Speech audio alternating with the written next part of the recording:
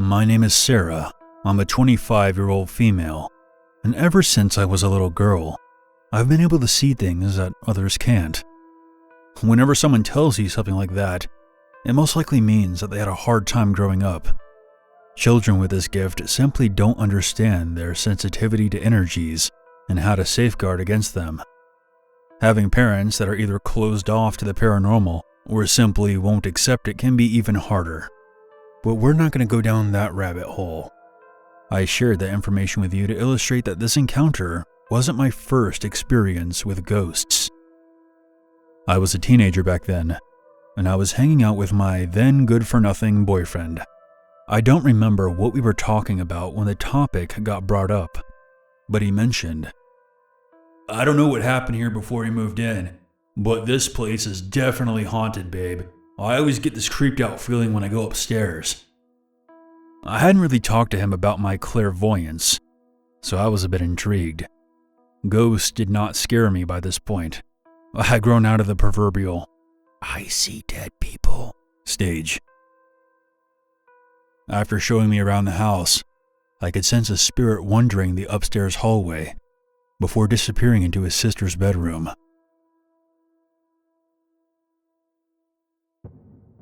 The second time I encountered this spirit was the night of his sister's baby shower.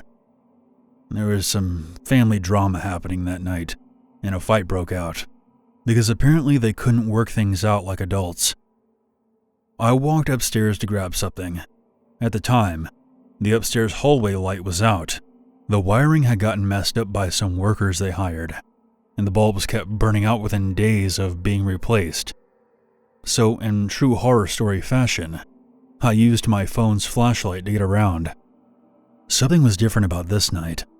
Spirits react to drama just like we do, and become more active, and even aggressive in some cases.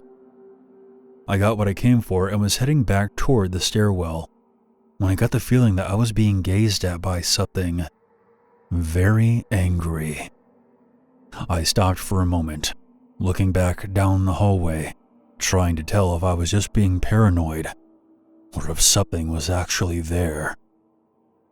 Then, out of the shadows, an angry-looking man came charging right at me. Now, I pride myself on being a strong, not easy to scare woman, but I took off down the stairs when I saw that shit. I knew that what I saw was paranormal in nature. It's hard to explain, but the man I saw looked like he was incomplete. There were features of him missing, and his overall appearance was transparent, like he was a projection that came to life. He was angry about something. All that built-up negative energy can be dangerous, even to somebody like me. I couldn't just write it off, but I told myself that the apparition appeared because of all the fighting that was going on downstairs, and it would soon disappear. This was the first time in a very long time that I had seen something that actually frightened me. A few nights later, I showed up at my boyfriend's house and once again found myself at the top of the stairs. His bedroom was also located in this hallway. So as I walked to his door, I noticed that the bathroom light was on. It wasn't uncommon for him to leave the light on, but the door was also slightly cracked, casting a triangular shape on the carpet. I then saw something in the aperture, which instantly blocked the light coming through. At first, I thought it was my boyfriend, so I opened the door. My happy smile quickly fell to a confused, disturbed look, as I realized no one was there. I ran to the bedroom and flung open his door. There was my ex, in his bed, on his phone. He looked up at me, confused for a moment. "Let me guess. You saw something in the bathroom." After discussing it for a bit, we eventually went about our night, but I couldn't shake off what I saw.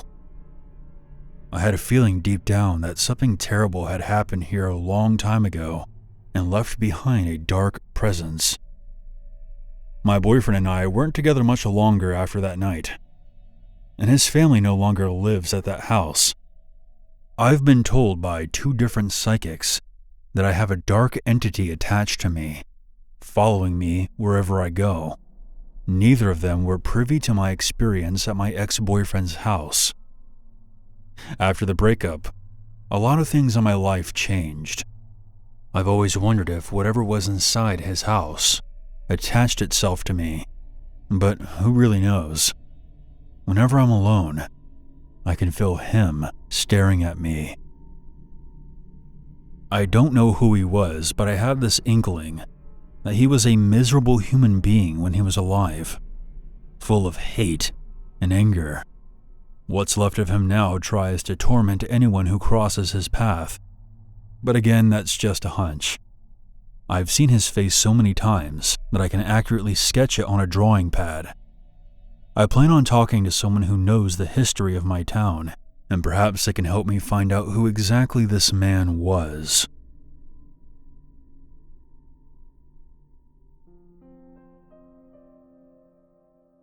I am a 27-year-old female. This happened 6 months ago.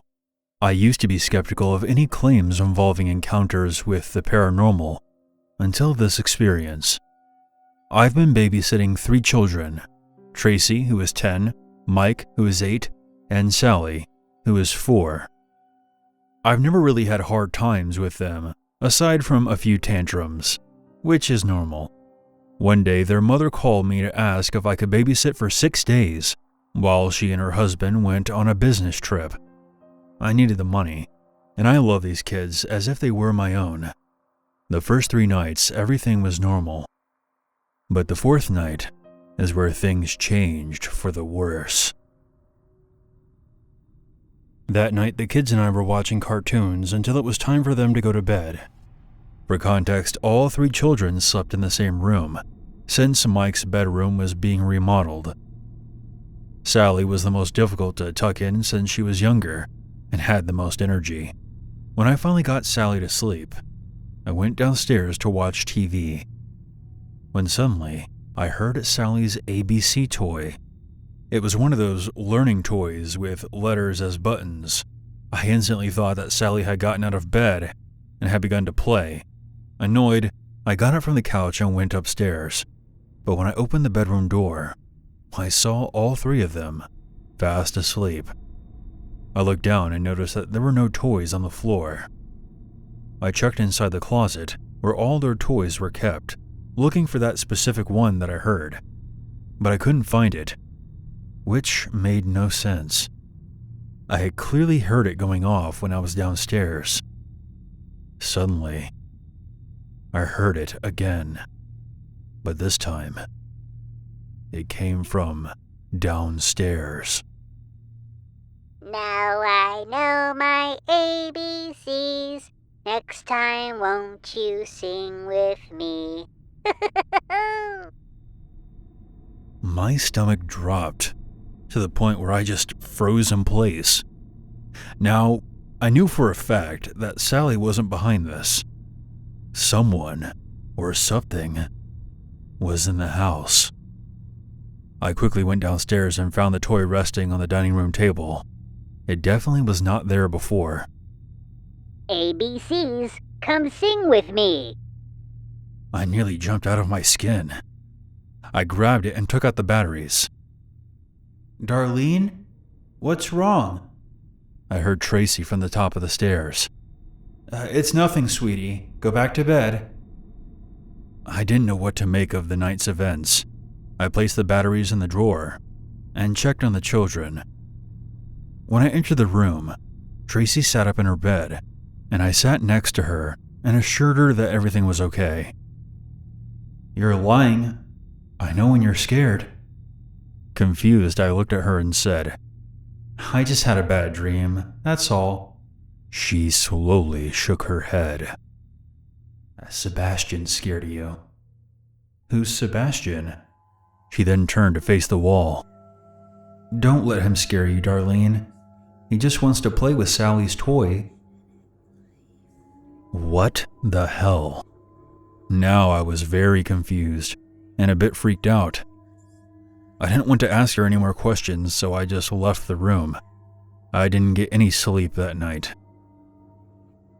The following night, I was able to sleep since nothing unusual had happened that day. That was until around 4 a.m.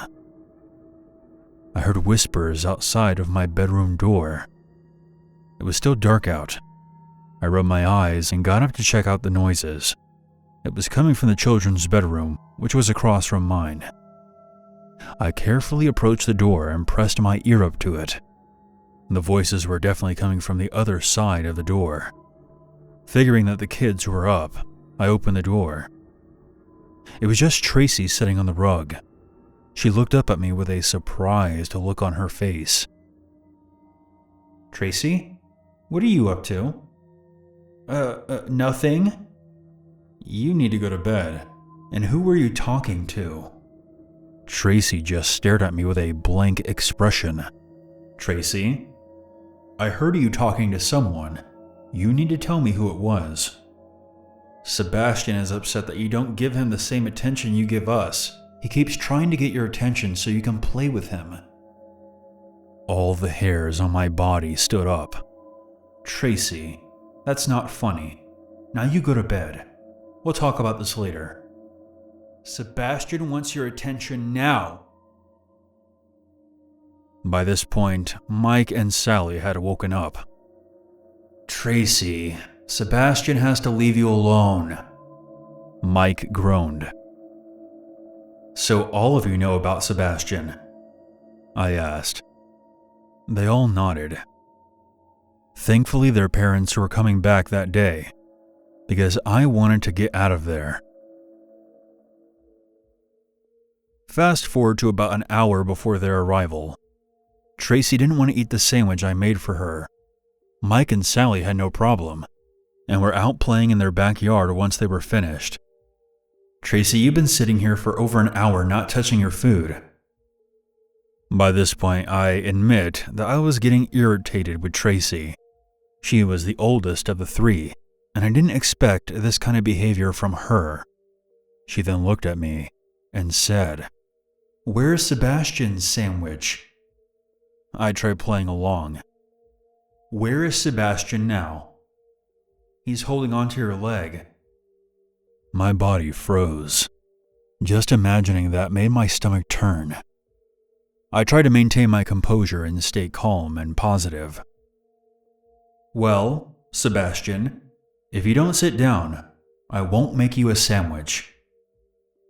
Tracy smiled, while looking down at where I was standing. I was really hoping her parents would get home very soon. I made an extra sandwich and placed it next to where Tracy was sitting. The things we have to do for kids sometimes. "He says thank you." Don't ask me why, but that did make me feel better. Eventually, her parents arrived. Once they greeted us and settled in, the mom noticed the untouched sandwich on the table, asking why it was there. Tracy and the other children were already outside with their father playing at this point. I lowered my voice and said, "The kids claim that a boy named Sebastian lives here, who wants my attention, and Tracy refused to eat until I made him a sandwich." The mother's eyes widened. "You said Sebastian?" "Yeah. Have you heard that name before?" We sat down on the couch, and I told her everything that transpired while she was away. When I told her about the boy, she recalled it happening to them every other night, but had gotten used to it. A little warning would have been nice. She ended up explaining that the family who lived here before them had a 4-year-old son who died in that house, and the family moved out shortly after. When they moved in, Tracy was just a newborn baby. When she became a toddler, the mother noticed how Tracy would talk by herself, and as she continued to grow and was able to express herself more, she would say that a boy named Sebastian was sad and always wanted to play with her, especially at night. The mom naturally thought it was an imaginary friend, but as the days passed, it became clear that something else might have been going on. Tracy would argue with literally no one and complain that one of her toys went missing. later appearing in a locked shed in the backyard.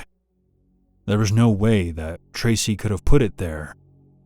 This creeped the parents out, but they were in no position to just move out, so they decided that they would just have to deal with it.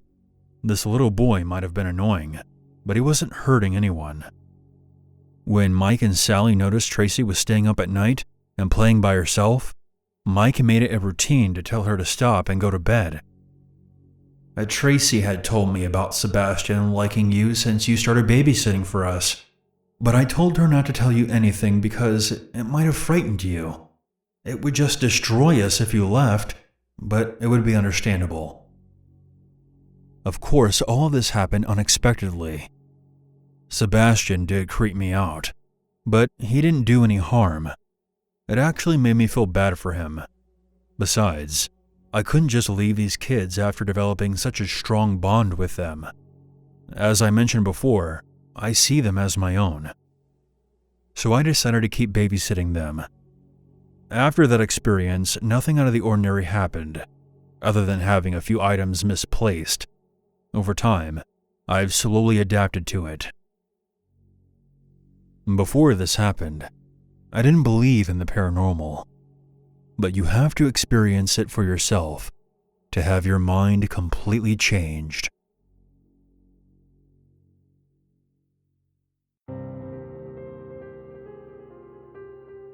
Hey everyone, this is your Uncle Unit. Thank you so much for checking out my video.